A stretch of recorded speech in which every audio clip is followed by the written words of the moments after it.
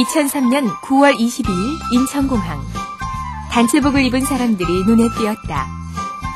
53년 분단사상 처음으로 4박 5일 동안 이북을 방문해 북녘의 역사유적 답사와 경제문화교류를 진행시키기 위한 청년학생 북녘 유적 답사단이었다. 아직은 시간이 안 나서 그냥 그러네요. 생각보다는 작년에 갔다 와서 그런지 좀 담담하고요. 설레고 빨리 가고 싶고.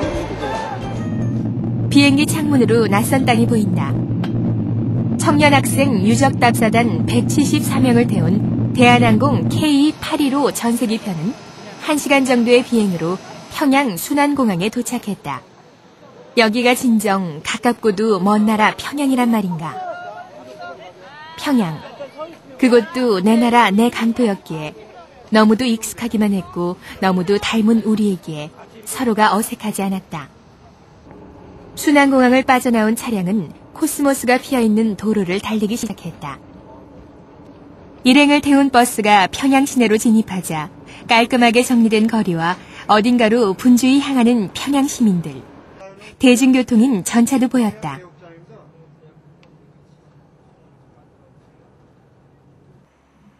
답사단이 4박 5일 동안 머물 평양 시내 1급 호텔 중 한 곳인 청년호텔이 도착했다. 반갑습니다. 호텔에서 일하는 안내원 선생님들이 모두 나와 박수치고 노래하며 남측에서 온 답사단을 반갑게 맞아주었다.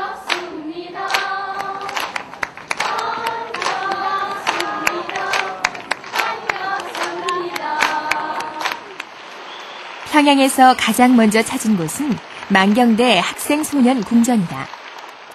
만경대 학생소년궁전은 8층의 웅장한 건물로 마치 아이들을 한 품에 안아주는 어머니의 모습을 형상하고 있다. 중앙 로비를 중심으로 오른쪽은 과학동, 왼쪽은 예능동으로 구성되어 있으며 하루에 5,000명 규모의 학생들이 이용할 수 있는 종합교육센터로 200여 개 이상의 교실과 활동실, 수영장과 2,000석 규모의 자동 회전 무대가 갖춰져 있는 극장 등을 갖추고 있다.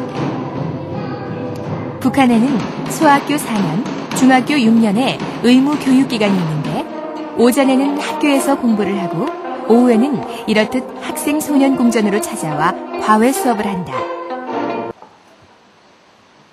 아이들은 자신이 배우고 싶은 과목을 선택하여 배울 수 있으며 중간에 다른 것을 배우고 싶다면 바꿔서 배울 수도 있다고 한다.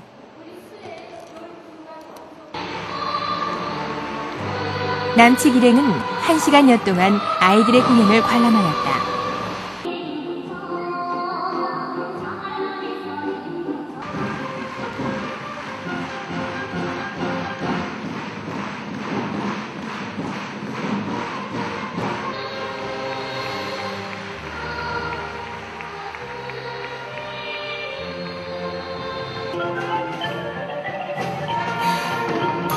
아이들이 보여준 노래와 춤, 연기, 그리고 무대 매너까지 정말 환상이었다.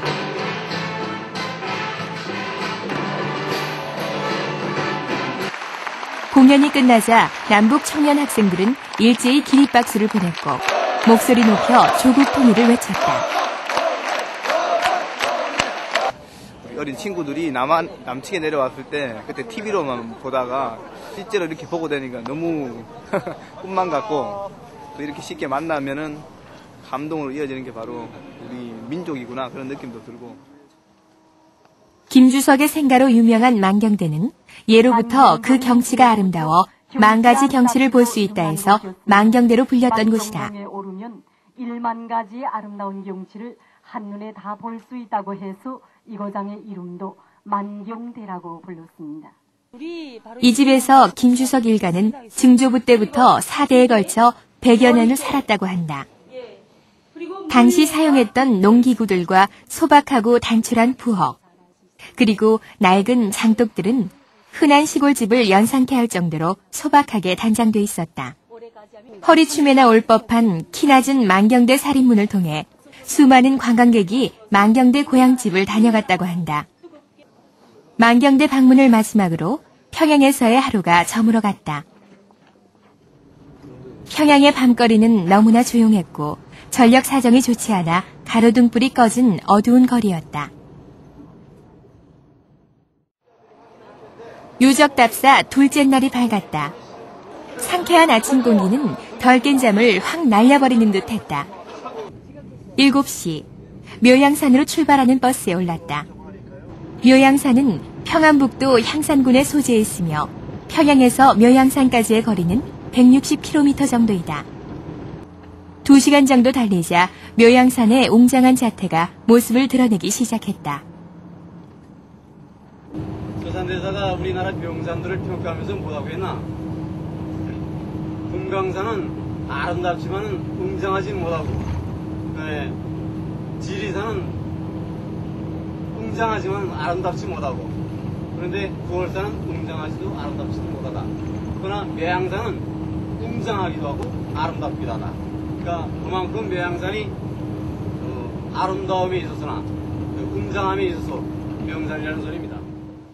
묘양산을 배경으로 그림 같은 집이 눈에 들어왔다. 바로 국제친선관람관. 이곳은 김일성 주석 부자가 각국에서 받은 선물을 전시해 놓은 곳이다. 1978년 8월 26일 개관한 이 전람관은 우리 시각에서 보면 이해하기 힘든 점도 있지만 북측에서는 대단한 자부심을 가지고 있는 듯 보였다. 내부 관리도 철저했다. 선물이 빛에 의해 변할까봐 창문이 하나도 없으며 또한 선물에 영향을 주지 않기 위해 실내 온도도 항상 섭씨 18도에서 20도 사이로 유지한다고 한다. 실내 촬영이 금지되어 아쉬움을 남겼다. 국제친선관람관에는 북한 주민들의 발길도 끊임없이 이어져 자연스러운 만남이 이루어지기도 했다. 답사단은 친선관람관을 지나 더 산속으로 들어가 보현사에 도착했다. 묘양산 보현사는 아름다운 경치뿐만 아니라 뛰어난 건축술로 지어진 목조 건물들이 보존되고 있으며 임진왜란 당시 승병을 일으켜 나라를 구한 서산대사의 사적이 있는 사찰로 잘 알려진 도량이다. 보현사의 거의 모든 것이 국보이고 보물이다. 그 중에서도 대표적인 유물로는 석가열의 탑과 해인사에 있는 팔만대장경의 인쇄본이 있는 사찰이다. 1236년부터 16년 동안에 걸쳐서 완성하지 않았습니까? 팔만대장경 책은. 6,793건의 전질이 여기 다 보존되고 있습니다. 다란이 석당 또한 빼놓을 수 없는 유물 중의 하나이다. 남북한을 합쳐 유일한 것으로 몸체에 범어로 된 주문이 새겨져 있다. 다보탑, 그리고 구층으로 쌓았기 때문에 구층탑이라고 합니다. 여기 앞에 감실이 있는데 여기에다가 다보 부처를 보관하였습니다. 네모나게 다듬어서 구층으로 쌓고 밑단에는 이렇게 다양한 형태의 륜권 무늬를 새겼는데 우리나라 중세기에 발전된 속조 건축술을 아주 잘 보여주고 있습니다. 금강산과 함께 북한의 최고 명산으로 꼽히는 묘양산에 왔지만 빡빡한 답사 일정 탓에 산자락에만 머물러 묘양산의 그윽한 향기를 한껏 맛보지 못하는 아쉬움을 달래며 다음 방문지인 동명왕릉으로 향했다.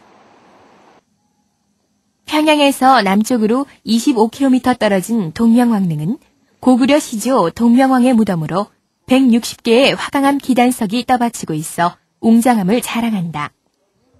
1993년 5월에 개건된 동명왕릉의 기단은 한변 길이가 32m, 분묘 높이는 11.5m이다. 왕릉으로 들어오는 릉문은 고구려식의 건축 양식을 잘 보여준다. 건축 형식이나 단청 무늬들은 고구려의 무덤 벽화에서 그대로 옮겨놓은 것이다. 일주 삼문 형식으로 4개의 기둥을 한 줄로 세웠다는데 이 문의 특징이 있다. 그래서 일주 삼문 형식이라고 합니다. 왕릉을 찾아오시는 여러분들을 반겨 맞아서 우리 소나무들이 인사를 드립니다. 이 소나무들이 바로 400년, 500년, 최고 600년 자란 제주도 소나무들입니다. 리조 시기에 왕릉을 꾸리면서 이런 소나무들을 3,000그루나 또다 심었습니다. 이 소나무들이 왕릉을 포근히 감싸고 훌륭한 풍치를 덮고 있었습니다. 묘 앞에 좌우 양편에 호랑이, 문무관, 말 등의 석조상이 나란히 서 있고 능 앞에는 돌재단이 놓여 있다. 동명왕릉 묘역에 들어서는 입구 오른쪽에 개건 기념비를 세워놓았다. 그 4세기 말부터 거구려의 국교가 불교였습니다. 그래서 동명왕에 대한 불교 행사의 필요성이 제기되어서 이 절을 함께 지었는데 왕릉을 위해서 지은 절이라고 절 이름이 특수하게 종릉사입니다. 이 종릉사가 파괴된 지 오래서 토도 다 묻혀있던 것을 1974년도에 찾아냈습니다. 지금 팔각탑을 중심으로 해서 불상이 들어있는 금당이 3동입니다. 동서남북의 건물을 대칭적으로 배치했습니다. 이것이 전형적인 거구려식 절 형식입니다. 이걸 1탑 3금당식 절이라고 하는데 일본에서 최초의 절인 나라현의 아스카사가 바로 구조 형식이 이렇기 때문에 이 거구려 불교 문화의 영향을 받은 것이라고 일본 사람들이 스스로 말하곤 합니다. 이 탑이 우리 종릉사 탑은 팔각이고 아스카사 탑은 사각이라고 합니다. 여기 탑의 각수가 다르고 탑 하나에 금당을 3동을 배치한 게 꼭 같습니다. 구조가. 그래서 그 영향을 보여주는 유적입니다. 이것이. 동명왕릉 답사를 마치고 내려오는 길에 안내를 맡은 선생님은 역사를 공부하는 한 사람으로서 남쪽에 있는 역사 유적지를 직접 볼 수 없는 안타까움을 표현했다. 저도 여기 오는 사람들 속에서 남쪽에 있는 유적들에 대한 이야기를 듣는단 말입니다. 언제까지나 이렇게 듣고만 있어야 되겠냐 그겁니다. 분단의 씁쓸함이 여운으로 남는다.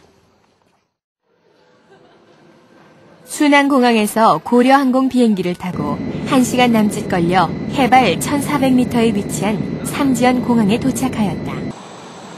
넓은 대지에 조촐한 공항이 있고 북쪽으로 침엽 수림대가 펼쳐지면서 그 너머 솟아있는 산봉우리 하나, 백두산이 보인다.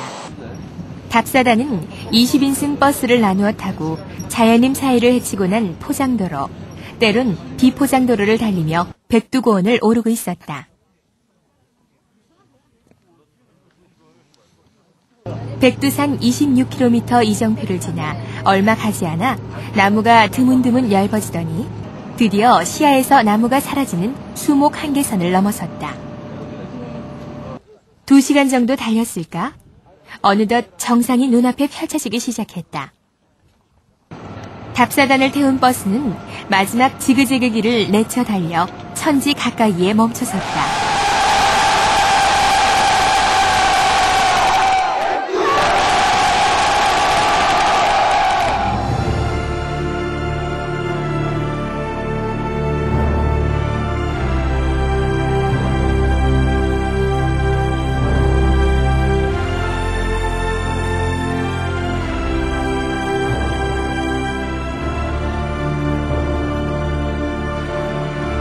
구름 한 점 없는 파란 하늘과 그보다 더 파란 천지의 광경은 뭐라 말로 표현하기 어려운 감동 그 자체였다.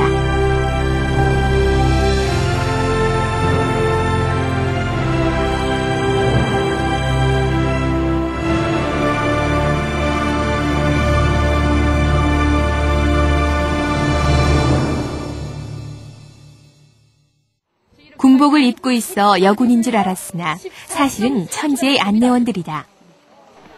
항일 전사들의 넋을 따라 배우자는 의미에서 안내원들도 항일 무장투쟁 당시의 군복을 그대로 입는다고 한다. 자, 한마디로 말해서 조국통일을 하루빨리 앞당겨야겠다는 생각이 듭니다. 동포들도 만나니까 또 우리 조국통일을 위한 열의가 높으신 동무들이 온 걸 알고 우리 백두산도 날씨가 얼마나 좋습니까? 마침 백두산 답사행군에 나선 북측 학생 답사단을 볼 수 있었다. 북사람들은 항일 무장투쟁 시기와 똑같은 군복을 입고 붉은 길을 앞세워 백두산에 오른다고 한다. 백두산 다시 만났어? 다시 만났어요? 잠시 후 내려갑시다 하는 소리가 들린다. 다시는 올 수 없는 곳이 될 수도 있다는 불안함 때문이었을까. 발길이 잘 떨어지지 않는다. 여기에서 하루 종일 있어도 좋으련만 시원한 가을바람과 푸른 하늘, 장엄하고 아름다운 천지를 뒤로한 채 우리는 버스에 올라야만 했다.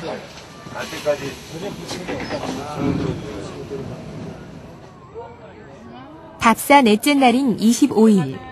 답사단은 대동강 유람선을 타기 위해 버스를 타고 대동강으로 향했다. 대동강 주변에는 이미 많은 평양 시민들이 풍경을 즐기고 있었다.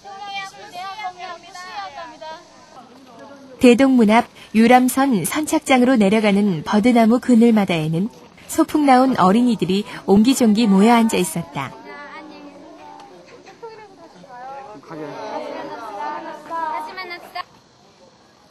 대동강변 정취를 그림에 담고 있는 학생들도 보이고 대동강에서 보트를 타고 있는 연인들도 많았다. 안내원들의 말에 따르면 대동강 보트놀이는 연인들의 필수 연애 코스라고 한다.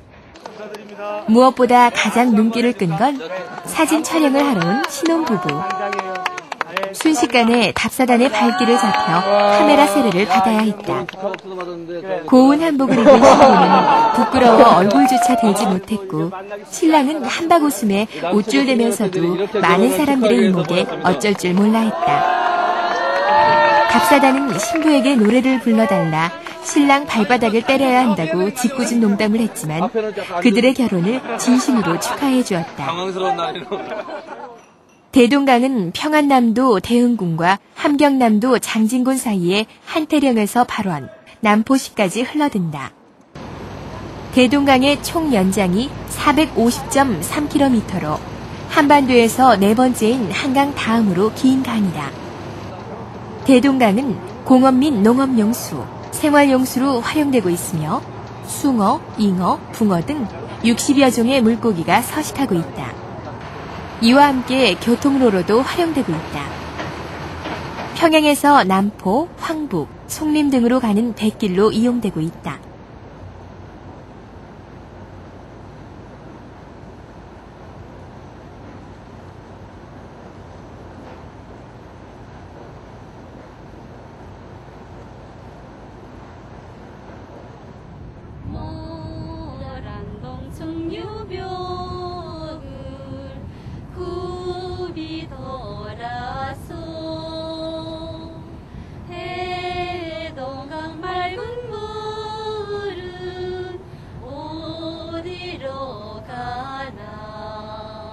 강물은 지극히 깨끗하고 주위의 시야는 확 트였으며 버드나무와 어우러진 기와채를 얹은 큰 건물들도 강변을 따라 정취를 풍기며 서 있었다.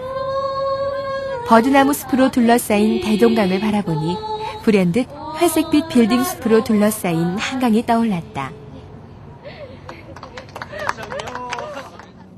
답사 5째 날. 어느덧 마지막 날이다. 답사단이 찾은 곳은 서해 관문.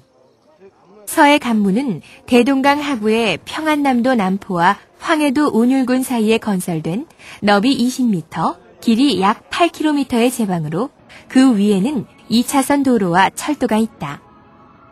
서해 관문의 완공으로 밀물과 썰물의 차가 큰 남포항에 큰 배가 정박할 수 있게 되었으며 주위에 농업용수와 공업용수를 공급하고 있다.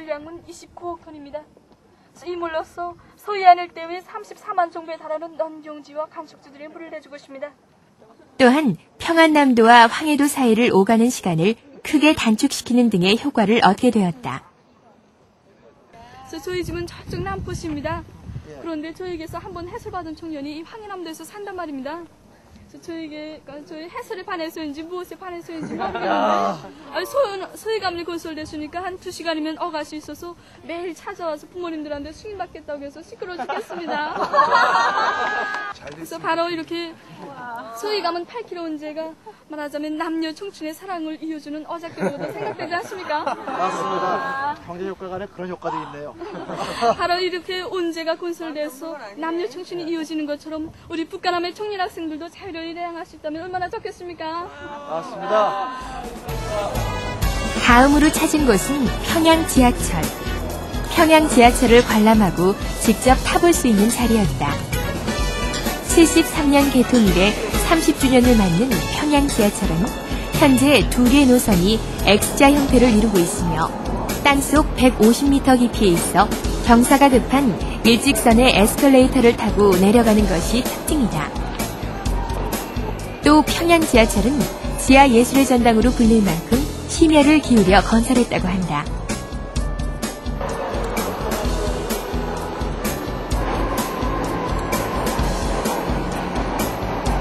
정말 가까이에서 평양 시민과 반갑습니다 손은 들고 인사하며 꼭 다시 만나자며 두 손 꼭 잡아주는 모습을 보며 50년을 갈라놓아도 한민족임에는 틀림이 없다는 것을 다시 한번 실감하게 해주었다. 4박 5일간의 청년 학생 국력 유적 답사는 이렇게 대단원의 막을 내려가고 있다. 앞으로 남은 이별을 생각하니 벌써부터 눈물이 글썽거린다. 답사 기간 동안 머물었던 청년 호텔을 떠나야 할 시간이다. 짧은 만남이었지만 깊은 정이 들었기에 이별의 아쉬움은 무척이나 컸다. 답사 기간 동안 남과 북은 서로 배려하고 예우를 해주었다. 서로를 인정하고 보듬어 안는 노력 없이 통일은 어려울 것이다. 이번 답사는 통일의 씨앗을 뿌리는 좋은 만남의 장이었다고 생각한다. 앞으로도 지속적으로 이런 만남을 통해 더 많은 씨앗들을 뿌리고 물을 주어 잘 가꾸어 나간다면 통일의 열매를 맺는 그날이 그리 멀지 않을 것이다.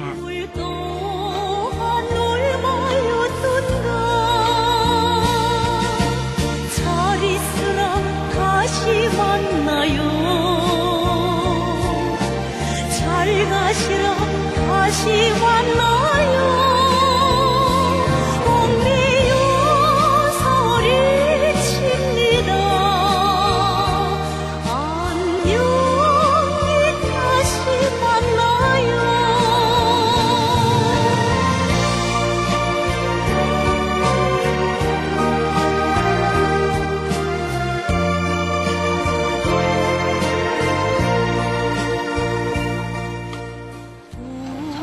보는 거라서 굉장히 떨리고 사실 그 말로만 들어왔던 곳이라 우리 민족이 어떻게 살고 있을까, 어떠한 고민을 하고 어떻게 살아가고 있을까를 많이 궁금했었는데 사실 이제 지금 와서는 별다를 것이 없고 우리 민족이 정말 힘을 합쳐서면 어디에 의존하지 않고 잘 살 수 있다는 것을 느꼈고요. 지금 가는 마음이 굉장히 아쉽지만 가까운 정말 몇 해 안에 통일될 것이라는 믿음을 가지고 그렇게 살아가려고 합니다. 북녘.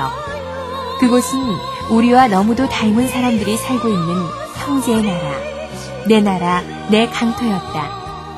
그럼에도 불구하고 친해졌던 사람들과 헤어질 때 연락처 하나조차 주고받을 수 없는 현실과 언제 다시 찾을 수 있을지 모르는 이별은 앞으로 7천만 결의 모두가 반드시 풀어야 할 과제일 것이다.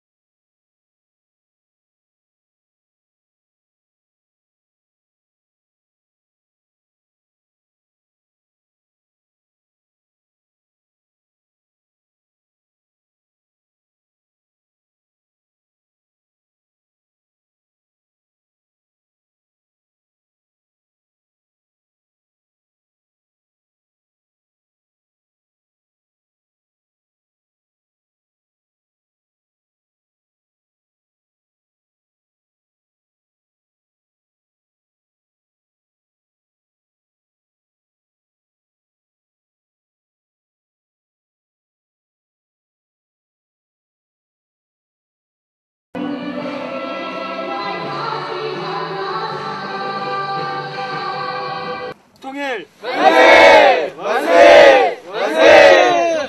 좋아해서 이제. 네. 가겠습니다. 가서.